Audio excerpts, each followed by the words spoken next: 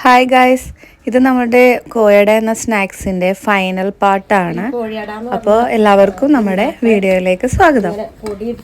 കുറച്ച് പൊടി എടുത്തിട്ട് ഇതുപോലെ പിന്നെ നമ്മൾ ഭൂരിക്കൊക്കെ എടുക്കുന്ന കുഴ, നല്ലോണം കുഴ അത്രയും നല്ലതാണ്. അങ്ങനെ ഭൂരിക്ക് കുഴക്കുമ്പോൾ തന്നെ കുഴച്ച് അതേ പരുവം, ആ പരുവത്തിൽ എടുത്തിട്ട് അതിന് കുറേശ്ശെ അതിങ്ങനെ എടുത്തിട്ട് നമ്മൾ പിന്നെ എന്താണ് കുറച്ച് പൊടി ചേർത്തിട്ട് കുറേശ്ശെ പൊടി ചേർത്തിട്ട് പരുത്ത് ഇതിലും കുറച്ച് പൊടി ഇങ്ങനെ തേക്കും. എന്നിട്ട് ഇങ്ങനെ വെക്കുക. ഇങ്ങനെ കടലാസ് പോലെ പരത്തണം, നല്ല നൈസായിട്ട് പരത്തുക. മറിച്ചും ഇങ്ങനെ പരത്തണം. ഇതുപോലെ പരത്തിയിട്ട് കനം കുറച്ച് പരത്തിയിട്ട് ഇന്നലെ നമ്മൾ ഉണ്ടാക്കിയ ബീഫിൻ്റെ ഇറച്ചി ബീഫ് വറുത്തതാണെന്ന്. ഇതിപ്പോൾ നിങ്ങൾ ഇന്നലെ ഫസ്റ്റിൽ നിങ്ങൾ സവാള ഇതൊക്കെ കണ്ടില്ലേ, അതൊന്നും ഇപ്പോൾ കാണൂല. ഇപ്പം അതെങ്ങനെ ആയി. അതിൽ ഇഞ്ചി, വെളുത്തുള്ളി, പച്ചമുളക്, വേപ്പില അങ്ങനെയൊക്കെ ഇട്ടിട്ട് നമ്മൾ ആക്കിയാണ്. അത് ഇവിടെ വെച്ച് ഇതുപോലത്തെ ഒരു ഗ്ലാസ്സാണ്, ഇതുപോലത്തെ വേറെ ചെറിയ ഡപ്പിയ അങ്ങനെ എന്തെങ്കിലുമൊക്കെ ഉണ്ടെങ്കിൽ അത് വെച്ചിട്ട് ഇങ്ങനെ വെച്ച് ഇങ്ങനെ മുറിക്കുക. എന്നിട്ട് അങ്ങോട്ട് ആ വട്ട് റൗണ്ട് കൊണ്ട് എടുക്കുക. റൗണ്ട് എടുത്തിട്ട് നമ്മൾ ഇങ്ങനെ കുറേശ്ശെ ഇതിങ്ങനെ വെച്ചിട്ട് ഇങ്ങനെ വെച്ചിട്ട് അടക്കണം. എന്താ അടച്ചിട്ട് ഇതിങ്ങനെ ഇങ്ങനെ ഞെക്കി കൊടുക്കുക. ഞെക്കിയിട്ട് എന്ത് ചെയ്യണം, ചുരുട്ടണം. ഇതിന് ചുരുട്ടുക എന്ന് പറയും. ഇതിങ്ങനെ ആക്കിയിട്ട് ഇങ്ങനെ ഇങ്ങനെ ഡിസൈൻ വരും. അപ്പം ഇങ്ങനെ ചുരുട്ടുമ്പോൾ ഇങ്ങനെ ചുരുട്ടി അല്ലേ.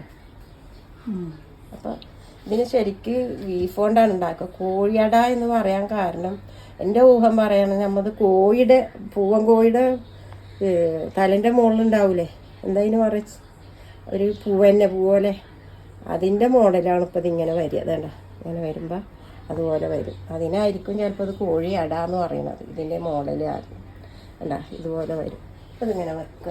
എന്നിട്ട് അടുത്തത് ഇതുമ്പോൾ തന്നെ ഒരു 5-8 പിന്നെ ഒക്കെ ഉണ്ടാക്കുക. ഈ ഒരു ഉണ്ടയിൽ തന്നെ അതിൽ ബാക്കി കൂടി പിന്നെയും കൂട്ടുക. അതേപോലെ തന്നെ ഇത് അറിയാത്തവർക്ക് ഉണ്ടാക്കാനും അറിയാത്തവർ ബീഫൊക്കെ ഉണ്ടെങ്കിൽ ഇങ്ങനെ ചെയ്തിട്ട് കുട്ടികൾക്ക് കൊടുത്താൽ കുട്ടികൾക്ക് നല്ല ഗസ്റ്റ് വരുമ്പോഴൊക്കെ വെച്ച് കൊടുത്താൽ ഈവനിങ് സ്നാക്സ് നല്ല അഭിപ്രായങ്ങൾ ഉണ്ടാവും. കാരണം നല്ല ടേസ്റ്റാണ് ഇതിന്. പിന്നെ നല്ല ക്രഞ്ചായിട്ട് ഇരിക്കും ചെയ്യും. ഇതിപ്പോൾ ഇങ്ങനെ അറിയാത്തവർക്ക് ഞാൻ ഫസ്റ്റ് തൊട്ടിട്ട് ഞങ്ങൾ ലാസ്റ്റ് വരെയുള്ളത് അപ്പോൾ ഇത് ഇവിടെ വരെ ഉള്ളത് നമ്മൾ കാണിച്ചു തന്നിട്ടുണ്ട്. ഇത് ഇവിടെ വരെ ഉള്ളൂ. ഇത് കഴിഞ്ഞാൽ അത് പൊരിക്കലാണ്. എണ്ണ ചൂടായി നല്ലോണം ചൂടായതിന് ശേഷം നമ്മൾ എന്ത് ചെയ്യണം, ഇന്ന് ചൂട് കുറച്ചിട്ട് വേണം ഇത് ചെയ്യാൻ. ഈ പൊടി നമുക്ക് പത്തിരിക്ക് ഞാനിപ്പോൾ ഇത് കുറച്ച് ഇങ്ങനെ ഉണ്ടാക്കുകയുള്ളൂ. ബാക്കിയൊക്കെ എൻ്റെ മക്കൾക്ക് ഇത് പത്തിരിക്ക്, ചപ്പാത്തിക്ക്, അപ്പത്തിനൊക്കെയാണ് അവരിത് കഴിക്കുക. ചോറിൻ്റെ ഒപ്പം കഴിക്കും. അവർക്കിത് വെറുതെ വാരി തിന്നുകൊണ്ടിരിക്കും. ഇങ്ങനെ ആകുമ്പോൾ അവർ തിന്നും. അല്ലാതെ അവർ ഇറച്ചി അങ്ങനെ തിന്നാത്ത കൊണ്ടിട്ടാണ് ഇത്രയും പാടയിക്കണമെന്ന്. അപ്പോൾ അങ്ങനെ തിന്നാത്ത കുട്ടികൾ ഇറച്ചീൻ്റെയൊക്കെ പോഷണം വേണമെന്നുണ്ടെങ്കിൽ ഇങ്ങനെയൊക്കെ ആക്കി കൊടുത്താൽ അവർക്ക് തിന്നാം. പിന്നെ ഇതധികം എണ്ണയൊന്നും വലിക്കൊന്നുമില്ല.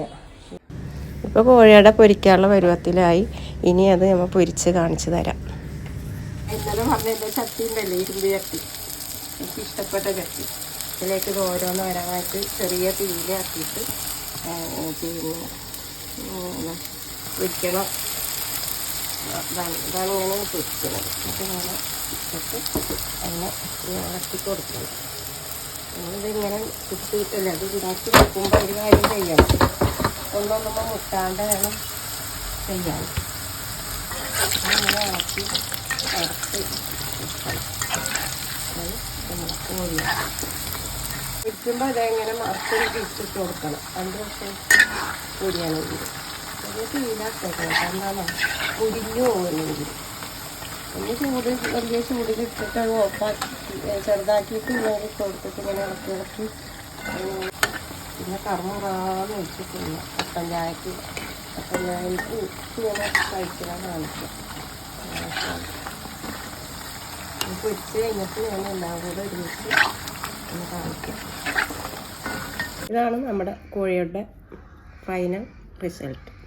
ഇത് സത്യത്തിൽ ബീഫടാന്നാണ് പറയേണ്ടത്. കോഴിയായിട്ടൊരു ബന്ധമില്ല ഇതിന്.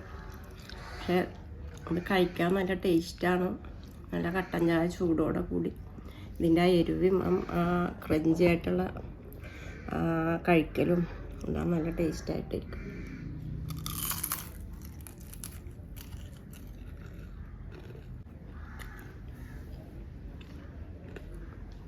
ഇതെല്ലാവരും പരീക്ഷിച്ച് നോക്കാം. പിന്നെ എല്ലാ ഡീറ്റെയിൽസും ഫസ്റ്റ് മുതൽ ലാസ്റ്റ് വരെ ഇട്ടിട്ടുണ്ട്. അത് നോക്കിയിട്ട് ചെയ്ത് കൊടുക്കുക. കുട്ടികൾക്കൊക്കെ വളരെ ഇഷ്ടപ്പെടും. ബീഫ് കഴിക്കാത്ത കുട്ടികളാണെങ്കിലും അവരിങ്ങനെ ചെയ്തു കൊടുത്താൽ അവർ നന്നായിട്ട് കഴിക്കും. ഇത് കണ്ടിട്ട് നല്ല അഭിപ്രായം പറയും.